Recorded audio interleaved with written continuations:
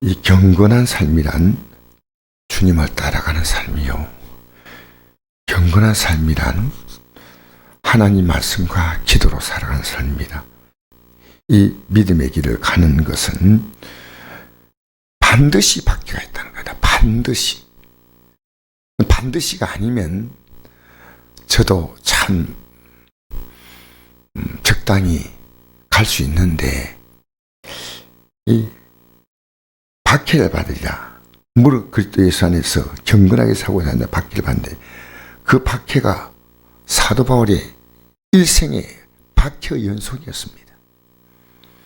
스스로 힘든, 스스로 주님이 원하시는 그 길을 갔고 또 그 길을 가는데 많은 사람이 바울을 괴롭게 만들었습니다.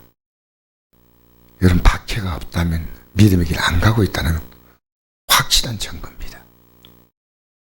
여러분, 지금 여러분 믿고 싶은 대로 믿지 마세요. 나의 교훈과 행실과 의향과 믿음과 오래 참음과 사랑과 인내와 박해를 받음과 고난과 또한 안디옥과 이고니온과 루스드라에서 당한 일과 어떠한 박해를 받은 것을 내가 과연 보고 알았거니와 주께서 이 모든 것 가운데서 나를 건지셨느니라 했습니다. 마귀가 우리의 신앙생활을요 속일 때 자기가 지금 믿음의 길을 가고 있다고 스스로 속으면 안 됩니다. 제 아들에게 이르시되 누군지 나를 따라오려거든 자기를 부인하고 자기 십자가를 지고 나를 따를 것이니라. 제 아들에게 말씀했죠. 여기 보니까 누군지 나를 따라오려거든 자기를 부인하고. 여러분 부인합니까? 인정합니까? 그리고 그 부인하는 것이 뭐냐? 그게 십자가예요. 하나님의 뜻을 따라가려니까요. 나는 싫어. 내 마음은 원하지 않는다는 거예요. 우리가요, 교회에서부터 여러분에게 여러분 이렇게 하십시오라고 부탁하지 않습니까? 쉽지 않아요.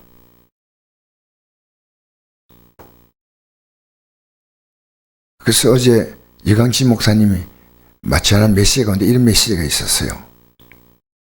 육의 사람과 영의 사람인데 육의 사람은 자기가 모든 것을 결정하고 그 자기의 마음에서부터 자기 육이 마음을 지배하고 그 마음이 영을 지배하는데 여러분 육이 마음을 지배하지 못하니까요. 육으로 사는 사람 영을 안 따라갑니다. 절대로. 영의 사람은요. 영이 결정하는 겁니다. 영이 뭡니까? 하나님이 원하시는 것이 뭐냐에 따라서 영으로 결정하는 거예요. 그리고 그것이 마음을 지배하고 그 마음이 몸을 지배하는 겁니다. 여러분 어느 쪽 따라갑니까? 영의 지배라는 것은요. 말씀을 지배하는 거예요. 그리고 교회에서 영적 지도자가 있어요. 주의 종이 하나님 말씀 따라 여러분 근거하잖아요. 안 따라와요. 왜냐하면 내 육을 따라 결정하는 거예요. 나 이 마음 믿으면 된다는 겁니다. 근데 제자들에게 하신 말씀 같으면 우리가 그 제자들 주님을 따라가는 12제자는 대단한 사람들이지 않은데 예수님은 누가복음에는 이렇게 말씀했습니다. 누가복음 9장 23절 읽어볼까요? 시작. 무리에게 이르시되 아무리 나를 따라오든 자기를 부인하고 날마다 제 십자가를 지고 나를 따를 것이니라. 우리에게 나를 따라오는 아무리 나를 따라오려거든 자기를 부인하고 날마다 제 십자가 지고 나를 따를 것이라. 그래서 사도 바울이 믿음의 아들 디모데에게 분명히 부탁했습니다. 무릇 그리스도 예수 안에 경건하게 살고자 하는 자는 박해를 받으리라. 박해를 받으리라. 누가 박해한 자 아닙니까? 자기 자신이 자기를 박해하는 거예요. 나는 싫어. 난 새벽에 나오고도 싫고 저녁에 나오는 것도 나오고 싶지 않아. 난 가만히 있으면 돼. 난 믿음이 있어. 그래서 여러분 이 길을 가는 것이요 쉽다고 생각합니까? 어렵다고 생각합니까? 저는 쉬운 것도 어려운 것도 아닙니다. 일단 사람 마음에 결정하면요 그 믿음의 결정이 분명하면요, 갑니다. 제일 중요한 것은 결정을 하는 겁니다. 결정은 누가 하느냐? 내가 결정하는 거야, 내가.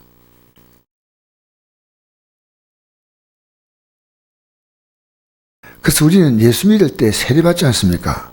세례받을 때 우리는 벌써 이 육이 자기를 부인하였지 않습니까?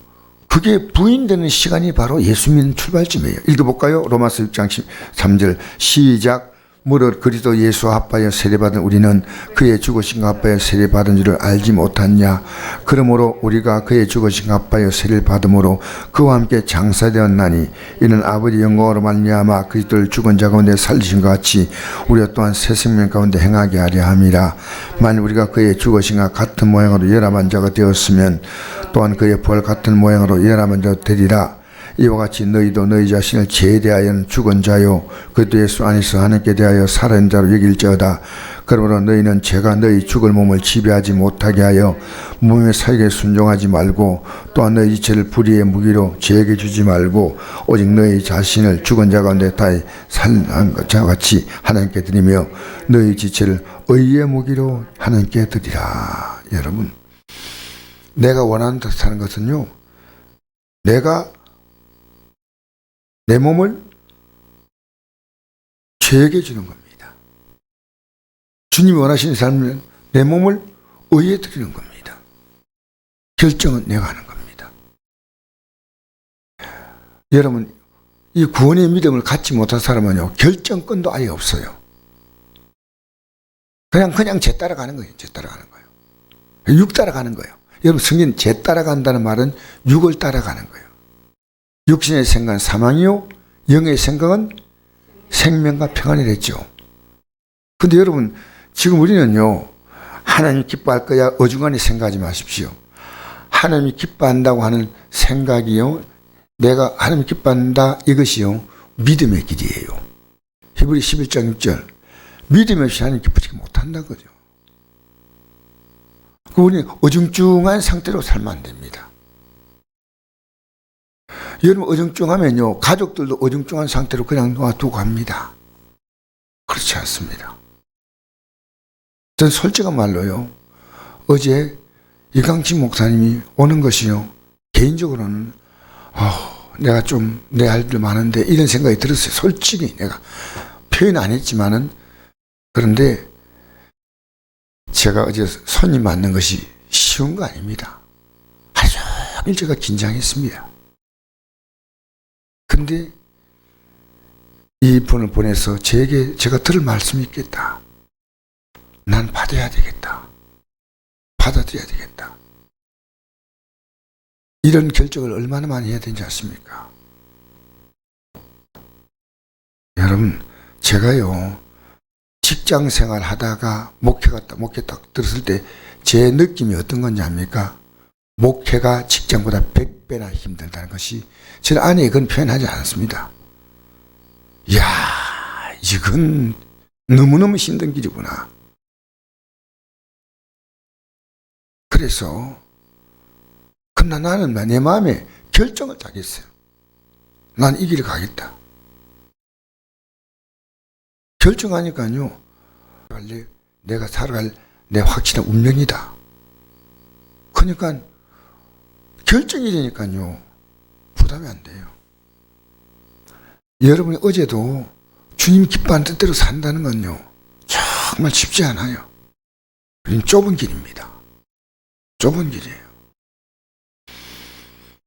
날마다요, 나 자신이 나를 힘들게 하고, 내 가족들이 믿음 생활 하지 않으면요, 가만히 있다고 있으면 밖에 안 해요.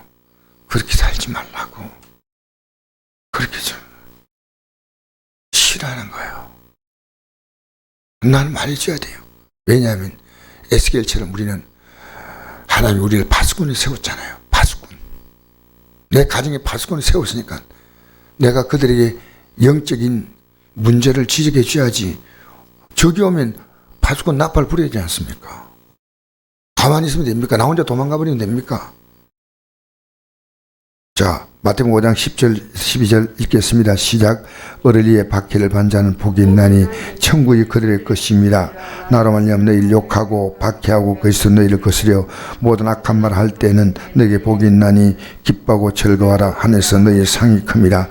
너희 전에 있던 선지자 이같이 박해하였느니라. 여러분, 성경에는요 8복이 나오거든요. 8복 8가지 복이 나옵니다. 이게 사실은 예수님께서 이 복을 말할 때요, 이 모든 기독교의 복에 결정적인 복이 8가지 복이에요. 8복. 그 8복 결정판이 뭔지 압니까? 어른이의 박해를 받는 거예요. 어렵게 살려면. 여러분, 우리는요, 정말 여러분 속지 마십시오. 어떤 핍박이 와도 이 믿음에 흔들림이 없게 해달라고. 그 핍박이 누구냐입니까? 내가 싫다고 해도 나는 나를 밀고 나가야 됩니다. 교회가 봉사 때문에 교회가 많은 문제가 생겨요. 교회마다. 기도 많이 하는 교회는 문제 안 생깁니다. 기도하면요 천천히 피곤해도 진리에 섬기는데 기쁘게 섬기고요. 기도하지 않으면요 힘이 철철 남아돌아도 짜증나면서 일하는 겁니다. 여러분, 영의 일은요 교회 일꾼이 뭔지 압니까? 기도하는 자가 정확히 일꾼입니다. 그래서 초대교회 때 직분자를 왜 세웠습니까? 사도들이 말씀과 기도에 전무하려고 세운 거예요. 예수께서 이르시되 내가 진실로 너에게 노니 나와 복음을 위하여 집이나 형제나 자매나 어머니나 아버지나 자식이나 전토를 벌인 자는 현세에서 집과 형제와 자매와 어머니와 자식과 전토를 100배나 받되 박해를 겸하여 받고 내세 영생을 받지 못하고 없느니라. 반드시 박해를 겸하여 받는다 했어요. 반드시. 여러분, 바른 목사는요 이 시대에 박해받습니다. 바른 성도는 이 시간에 우리 시대에 박해를 받습니다. 그 가장 중요한 박해의 대상이요 내 육입니다. 내 육이. 육을 따라 살려고 합니다. 육이 편한 대로. 여러분, 기도할 때요 내가 이 믿음의 길을 가는데 여러분의 기도가 힘이 실리면 여러분 지금 기도 바로 하고 있는 겁니다. 제일 중요한 기도가 이 믿음의 길을 가도록 힘을 달라는 겁니다. 내 좋은 대로 얼마든지 갈 수 있습니다. 13절 읽어볼까요? 시작. 악한 사람들과 속이는 자들은 더욱 악하여져 속이기도 하고 속기도 하나니 이런 본에서 속이고 속는다는 거죠. 내가 믿음의 길을 가는 거 속으면 안 돼요. 나는 확실하게 가야 됩니다. 어떤 길요? 박해를 받는 길을 가는 겁니다. 박해. 14절 그러나 너는 배우고 확실한 일에 거하라. 너는 내가 누구에게서 배운 것을 알며 또 어려서 성경 알았느니 성경은 너에게 너희 하여금 그리스도 예수 안에 있는 믿음 말미암아 구원이란 지혜가 있게 하리라. 할렐루야. 이 성경대로 사는 것이 박해라는 거죠. 자기 자신, 이 예수 믿을 때 자기 자신과의 삶은 정리가 딱 되는 게 예수 믿는 겁니다. 그게 세례입니다. 그 삶은 반복되는 거죠. 사도 바울이 고린도 15장 31절에 날마다 죽는다는 고백했지 않습니까? 그 고백이. 여러분, 휘바람 불고 예수 믿는 거 아니에요. 분명히 좁은 길이에요. 좁은 길이에요. 근데 우리 이 길은요 영광의 길이에요. 이 믿음의 길을 가야 합니다. 성도 여러분, 믿음의 길을 가는데 성공하십시다. 끝까지 가야 합니다.